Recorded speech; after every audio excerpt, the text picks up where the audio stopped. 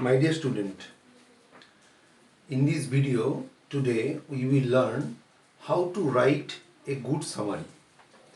First of all, what is summary?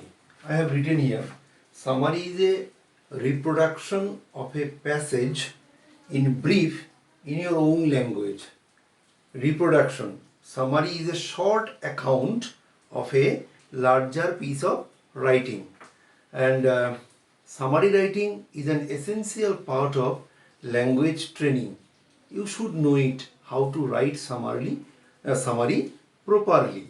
So, first of all, another advice to you that don't confuse summary with substance. Summary is not substance. What is substance? Substance, actually the essence, the main thing of the original passage is dealt, and sometimes the inner meaning is discussed in the substance. But in summary, there is no such case. In summary, you must mention the idea the passage dealt with, the main point, the main topic of the original passage. And for every student, a question arises that what is the length of summary? Let us know that we all know that a passage generally may be of three kinds: narrative, descriptive, and reflective. Narrative and descriptive passages, the summary of narrative and descriptive passages is longer, and the summary of reflective passage is shorter. Okay, so the length of the summary you have known that. Next, how to write summary? What are the rules? What are the rules, or what are the steps we have to follow? So there are three main things about summary writing. The three main things are reading, writing, and revision. Reading, writing, and revision. So first of all, you have the passage, and what you will do, you have to read the passage. You have to read the passage very slowly, carefully, attentively, and analytically. And your reading should be very serious. You should have 100% concentration, otherwise you cannot write summary. And when you are reading the passage, you will face, or you will obviously meet some unknown words in the passage. And what you will do, you have no dictionary, and it is definite that you cannot know all the words of the dictionary. So what you will do, you have to guess the meaning of the unknown word from the context. That what is the idea that is the passage is describing, what is the concept, what are the major issues the passage is dealing. So in this way you have to finish your reading section.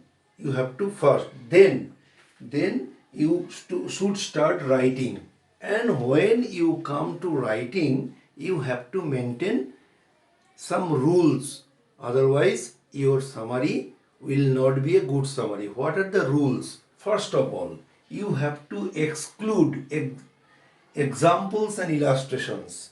So in passage there may be simile, there may be metaphor, there may be different kinds of example. You have to exclude, you have to omit all those examples and illustrations.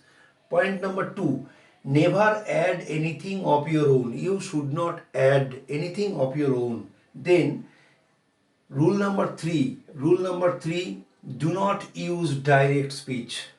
So in common English, you should know that narration is of two kinds, that is direct speech and indirect speech. You should not use direct speech. You should not use quotation. You should not use. Then write in third person and assertive sentence. We all know that sentences are of 5 kinds: assertive, interrogative, imperative, optative, and exclamatory. you should write in assertive sentence, otherwise your summary will be in error. Then maintains the tense of the original passage. Generally, obviously, a question arises in our mind. So, what is the tense we should follow while writing a summary? While writing a summary, you have to maintain, or you have to stick to the tense of the original passage. Then avoid interrogative, imperative, optative, exclamatory sentence, and you should write in one paragraph and mention at last you should mention the number of word you have used. That is a good thing. In exam you should do it. Okay. Then after this, and my last advice is that use in very simple, very plain and clear language. Don't write in bold word or any bombastic word. Write in a very simple, clear, in your own language. Then, so after finishing reading and writing, what you should do, this is a must. This you should go through revision. What is the necessity of revision? Why should we revise? Why should we? Is it not a waste of time? No, it is not a waste of time. Because when you will revise, you will see, because revision is necessary, because you will see that have you repeated one particular idea. You have to maintain this. Then you have to revise, because you should check, have you committed any grammatical errors, or have you exceeded the necessary word limit. Suppose you have to write the you have to write the passage in 80 word or 90 word, and you have written in 150 words, then it will not be a good summary. You will not get good marks. So these are the simple rules. If you follow these rules, you can easily write a good summary. So thank you. If you have any problem, then we will discuss it later. Thank you.